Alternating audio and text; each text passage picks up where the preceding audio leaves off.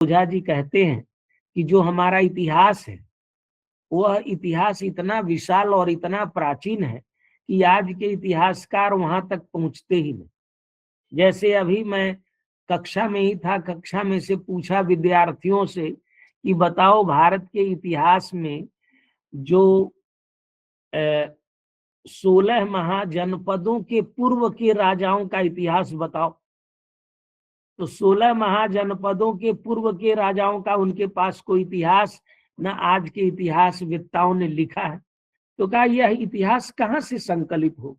तो ओझा जी कहते हैं यह इतिहास पुराणों से संकलित होगा, महाभारत से संकलित होगा और अन्य ग्रंथों से संकलित होगा। उसी विषय को पुराण प्रसंग में कहते हैं कि सृष्टि विद्यायाः पंचधा विभक्तायाः पुराण संज्ञा। सृष्टि विद्या को ही पुराण विद्या कहते हैं। जो सृष्टि का इतिहास है उसी को पुराण कहते हैं, और जो मानवों को चराचरों का इतिहास है वह इतिहास है। इस प्रकार से उन्होंने इतिहास और पुराण में भेद करके अनाद्यनंतम यदिदम प्रदिश्यते, अनादि अनंत जो भी यहाँ दिखाई दे रहा है, विश्वम विचित्रम बहुरूप मद्भुतम कथम कथम कदा कथम वा तदभूत कुतः कुतः तदित्थमग्रे बहुभिर विचारितम। कैसे संसार हुआ, कहाँ रहा, ये सब आचार्यों ने विचारित किया है। यही बात विष्णु पुराण के प्रारंभ में पराशर से सूत मैत्रेय पूछते हैं कि मैं, हे मुनिवर, मैं आपसे जानना चाहता हूं, तत्व क्या जानना चाहता हूं कि सोहमिच्छामि धर्मज्ञ श्रोतुम त्वत्तो यथा जगत बभूव भूयश्च यथा महाभाग भविष्यति। यह संसार कैसे, कहाँ था, कैसा है और कैसा होगा, मैं जानना चाहता हूँ। यन्मयं च जगत ब्रह्म यतश्चैतत् चराचरम लीनमासीद यथा यत्र लयमिष्यति यत्र च। यह जगत किमय है, यह जगत कहाँ लीन था, कहाँ लय होगा, ये मैं सब जानना चाहता हूँ। समुद्र पर्वतानाम च संस्थानम च यथा भुवः, सारे समुद्रों, पर्वतों और पृथ्वी का संस्थान क्या है। सूर्यादीनाम च संस्थानम प्रमाणम मुनिसत्तम, सूर्यादि जो ग्रह हैं उनका संस्थान कैसे है, उनका मान कैसे, ये सब मैं जानना चाहता हूँ। देवादीनाम यथा वंशान मनुन मनवंतराणी च, देवताओं का स्वरूप, मनुओं का स्वरूप, मनुवंशों का स्वरूप, मनवंतरों का स्वरूप मैं जानना चाहता हूँ। कल्पान कल्प विभागांश्च चातुर्युग व्यवस्थितान कल्पांतस्य स्वरूपम च युग धर्मांश्च कृत्स्नसः। कल्पों का स्वरूप, कल्प के विभाग, मनवंतर है, मनवंतर का स्वरूप, मनवंतरों का विभाग, चातुर्युग व्यवस्था में हुआ उनका स्वरूप, और कल्प के अंत का स्वरूप और युग धर्मों का स्वरूप मैं जानना चाहता हूँ। देवर्षि पार्थिवानाम च चरितम च महामुने वेद शाखा प्रयणनम यथा वद व्यास कर्तृकम धर्माश्च ब्राह्मणादीनाम तथा चाश्रमवासिनाम श्रोतुमिच्छाम्यहं सर्वम त्वत्तो वासिष्ठ नंदन। हे वशिष्ठ के पुत्र पराशर, मैं आपसे यह सब जानना चाहता हूँ। ओझा जी ने इन्हीं पुराणों से संग्रहित करके पुराण संग्रह में इन विषयों को उद्धृत करते हुए कहा है, तद विश्व सृष्टि बहुधा निरूपणम पुरातनम यत कृतम आदि सूरभि। पुराणों में जो यह विषय इकट्ठा करके प्रतिपादन किया गया है, सा सृष्टि विद्या पुराण संज्ञा, उसी सृष्टि विद्या को हम पुराण संज्ञा कहते हैं। ख्याता विभक्ता बहुधा च पंचधा। उनके 5 विभाग हम करते हैं पुराण विद्या के। वो क्या पुराण विद्या के 5 विषय हैं? जैसे हम सर्गश्च, प्रतिसर्गश्च, वंशो मन्वंतराणि च, वंशानुच्चरितम चैव, पुराणम पंचलक्षणम, ये तो विषय सुने हैं। उसी तरह से उन्होंने लिखा त्रैलोक्य विश्व विद्या। पहला विषय सृष्टि सर्ग है, ज्योतिष चक्रम और खगोल विद्या, अब भुवन कोशश्च और भुवन कोश, क्योंकि भू भुव स्व महाजन तपः सत्यम अतल वितल सुतल तलातल रसातल, इन 14 को एक भुवन कहते हैं, इस भुवन कोश का। और प्रासंगिकम च वंशावली, और ब्रह्म प्रसूता नाम और राज प्रसूता नाम, वो 2 तरह की वंशावली होती है। वही कह रहे हैं कि प्रासंगिकम च वंशावली पुराणम तु पंचविधम। तो त्रैलोक्य विश्वविद्या, ज्योतिष चक्र, भुवन कोश, वंशावली, प्रासंगिकम और वंशावली, ये पुराण के 5 विषय हैं। या विश्व सृष्टि विद्या सा अष्टादशधा परिच्छिन्न। ये जो सृष्टि विद्या है, पुराण विद्या है, ये 18 भागों में विभक्त। ये भी विष्णु पुराण में कहा गया, आख्यानैश्चाप्युपाख्यानै गाथा भी कल्प शुद्धि भी पुराण संहिताम चक्रे पुराणार्थ विशारदा। तो पुराण संहिताओं को तदष्टादशधा कृत्वा भूलोकेस्मिन् प्रकाशते। ये 18 जो विद्या है वह पुराण विद्या, वो विश्व सृष्टि की विद्या। सृष्टि परिच्छेदानाम पुराण संज्ञा पुराणत्वा, इसकी विश्व सृष्टि संज्ञा है। ग्रह नक्षत्राणि तारा विज्ञान गोल विज्ञाने स्मारक चरित्र क्लिप्ति ज्योतिष चक्रम खगोल विद्यास्ति। एक खगोल विद्या में अनेक विद्याएं समाहित हैं, उनका विश्लेषण इसमें किया गया है। वर्ष विभागो गिरि वन समुद्र नद्य सरांसी चाखाता, और नगर स्थानवासा भूमि तीर्थम च भुवन कोशोस्ति। तो भुवन कोश के अंदर ये सारे विषय आ गए। इन्होंने कहा इसको हम कहते भुवन कोश। आख्यानोपाख्याने गाथा अथ कल्प शुद्धिश्च प्रासंगिकम। प्रासंगिक 4 भागों में विभक्ति के ओझा जी ने ये विशेष रूप से परिकल्पित किया है। वहां तो आख्यान उपाख्यान गाथा और कल्प शुद्धि, वहां पुराण में आया कि व्यास ने एक पुराण विद्या का अष्टादश संहिता में परिवर्तन कैसे किया।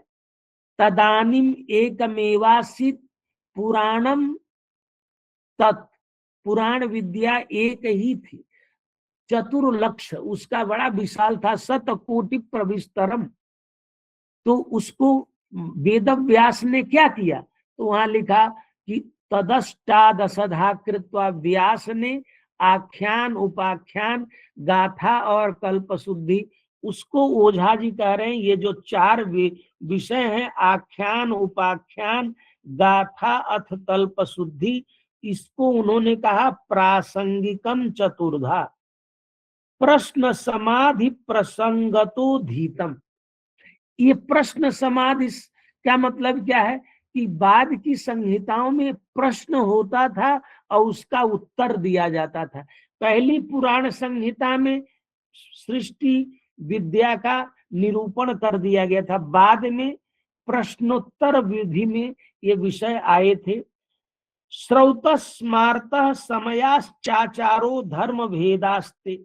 श्रौत और स्मार्त और सामयिक आचार माने वर्ण धर्म, आश्रम धर्म, वर्णाश्रम धर्मों का भी निरूपण यहाँ पर किया गया है। नानो नानो पार्थिव भेदा दर्शन नाना उपासना भेदा दर्शन भेदा कल्प शुद्धि रीति। कल्प शुद्धि का अनेक और नामांतर है। कल्प शुद्धि और पुराणों में 2-3 शब्द उसके लिए आए हैं।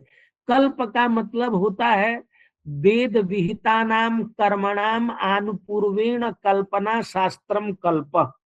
तो जो कल्प माने कर्म होता है, और कर्म से 6 प्रकार की शुद्धियां होती हैं।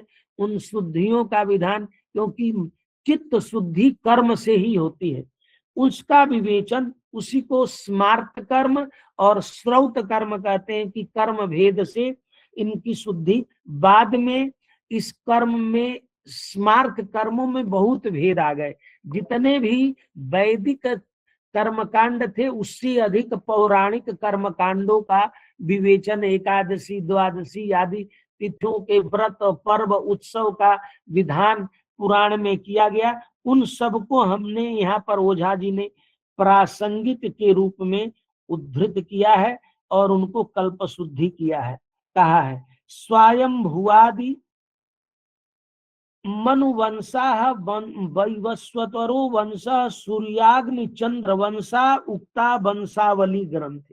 तो राज्ञाम ब्रह्म प्रसूतानाम वंशो द्विधा, राज्ञाम और ब्रह्म प्रसूतानाम, उसमें बहुत सारे वंश देवताओं से निकले हैं। जैसे सूर्य वंश, चंद्र वंश आदि का वर्णन है।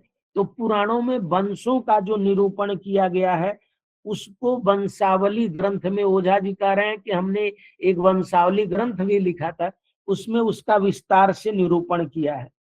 और पुराणों को 6 भागों में 6-6 के 3 खंड किए जाते हैं। तो यहाँ ब्रह्मा पद्म विष्णु वायुष चापश्च नारदश्चेति षटकम सृष्टि और सृष्टि विद्या प्रतिपादकम और त्रैगुण्य, क्योंकि इसका वैष्णव पुराण, शैव पुराण, शाक्त पुराण के रूप में, सात्विक तामस राजस पुराण के रूप में इस प्रकार का भी निरूपण और विश्लेषण और वर्गीकरण किया गया है। ओझा जी भी इस विषय को यहाँ उपस्थापित करते हैं। कहते हैं कि लिंगम वराह वामन कुमार कुर्माश्च मत्स्यश्च एते षड त्ववतारा सन्ति विराजोनु सृष्टि विधा संचरतः प्रतिसंचरत कर्मो कर्म कर्मोत्थान क्रांति अनुक्रांति अपि संपराय विद्या गरुण पुराणे पुनर्जन्म विश्वस्य रूपमिति ब्रह्मांडम तस्य यादृशी संस्था। जैसे अलग अलग पुराणों में जो लिंग वराह वामन कुमार आदि पुराणों में कह रहे हैं कि 6 अवतारों का वर्णन। ये अवतार विद्या, ये भी एक पुराण की एक महत्वपूर्ण विवेचन की विद्या है। इन सब को ओझा जी ने कहा यत्र यथाते लोकाः तदिदम सर्वम पुराणे अंत्य एवं पुराणमेकम कृष्ण द्वैपायनेन संग्रहीतम। यह एक पुराण विद्या थी और एक ग्रंथ था। बाद में कृष्ण द्वैपायन ने उसको संग्रहित किया, अष्टादशधा विभाग किया और इसी में विश्व सृष्टि विद्या का इतिहास निरूपित है। एवं पुराण मेकम कृष्ण द्वैपायनेन संग्रथितम वेद ग्रंथाद उद्धृतम अष्टादश खंडतः परिच्छिन्नम। यह वेद विद्या का ही व्याख्यान कारक जो ये ग्रंथ है पुराण विद्या है। इस पुराण विद्या को अष्टादश विभाग, तो ओझा जी ने पुराण विद्या के इसको पुराण विमर्श में बलदेव उपाध्याय जी ने भी इस प्रकार से निरूपित किया है कि वेद विद्या के दो खंड हैं, एक व्यास पूर्व और एक व्यास पश्चात। तो 4 क्रम वो बनाते हैं, एक वैदिक कल्प, एक वेद व्यासीय कल्प, और एक लोमहर्षणीय कल्प, और एक उग्रश्रवसीय कल्प। इन 4 कल्पों में पुराण विद्या के विकास की परंपरा को दिखाते हैं। वैदिक कल्प में, क्योंकि विश्व सृष्टि का इतिहास है, एक ही पुराण था, उसका नाम था ब्रह्मांड पुराण, और 7 कोटि प्रविस्तर। उसको उन्होंने काले नाग ग्रहणम दृष्टवा, ये मत्स्य पुराण में पूरी ये बात बताई गई है कि एक समय से उसका पूरे 7 कोटि प्रविस्तर पुराण का अग्रहण था, लोग ग्रहण नहीं कर पाते थे, इसलिए उसको अष्टादश पुराण संहिताओं में विभक्त किया वेद व्यास ने। तो वेद व्यास का कंट्रीब्यूशन ये है कि जिस प्रकार से उन्होंने वेद संहिताओं का निर्माण किया, जैसे विष्णु पुराण में लिखा है कि वेद व्यास ने 4 वेद संहिताएं बनाई, ऋक् संहिता, यजुः संहिता, साम संहिता और अथर्व संहिता। पैल को ऋक् संहिता, सुमंतु को अथर्व संहिता, जैमिनी को साम संहिता और वैशंपायन को यजुः संहिता दिया और कहा इस विद्या का प्रचार करो। उसी प्रकार से पुराण एक विद्या का अष्टादश विभाग व्यास ने किया, तदष्टादशधा कृत्वा। और वो अष्टादश विभाग कैसे किए? क्योंकि पुराण विद्या में सर्ग, प्रतिसर्ग, वंश, मनवंतर और वंशानुचरित, ये 5 विषय, जिसको ओझा जी ने भी ये बताया कि त्रैलोक्य, विश्व विद्या, ज्योतिष चक्र, भुवन कोश, प्रासंगिक और वंशावली भेद से ये 5 विषय पुराण विद्या में, पुराणम तु पंचविधम, वही सर्ग प्रतिसर्ग ये तो पहले से ही पुराण विद्या में था। तो व्यास ने क्या किया? तो व्यास ने आख्यान गाथा भी कल्प शुद्धि भी पुराण संहिताम चक्रे पुराणार्थ विशारदा। तो सत्यवती सुत ने अष्टादश विभाग किया, कैसे? आख्यान, उपाख्यान, गाथा, अर्थात सर्ग विषय को आख्यान, उपाख्यान, गाथा और कल्प शुद्धि के द्वारा उसका संहिता अष्टादश विभाग किया और अपने शिष्यों को पढ़ाया।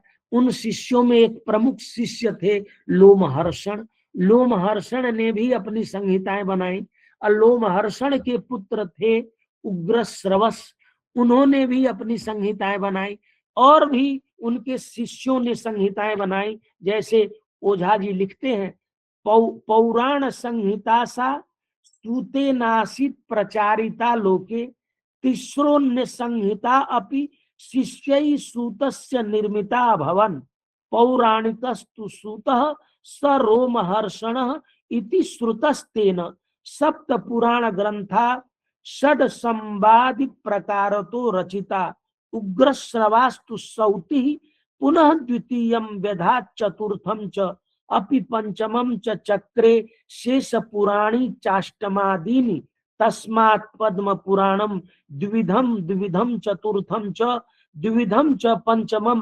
तच्छेषाणाम ग्रंथ एकैकः प्रश्नानुसारतस्तु ग्रंथेष्वन्येषु प्रवर्तमानेषु अन्य पुराणार्था अपि सर्वे सर्वत्र सन्ति संकीर्णा। अब देखिए, जो पुराण संहिताएं आज हमें उपलब्ध मिलती हैं, किसी में कोई पाठ, किसी में कोई पाठ, साउथ, नॉर्थ, दाक्षिणात्य, अलग अलग पाठ मिलते हैं। तो ओझा जी कहते हैं इस संकीर्णता का यही कारण है कि इन बाद के उनके शिष्यों के द्वारा अनेक पुराण संहिताएं बनाई गई, क्योंकि पुराण संहिता वेदवत नहीं थी, इसका प्रवचन होता था लोक में, इसीलिए इनमें इनकी संकीर्णता अनेक लोगों के द्वारा कथित होने के कारण रही।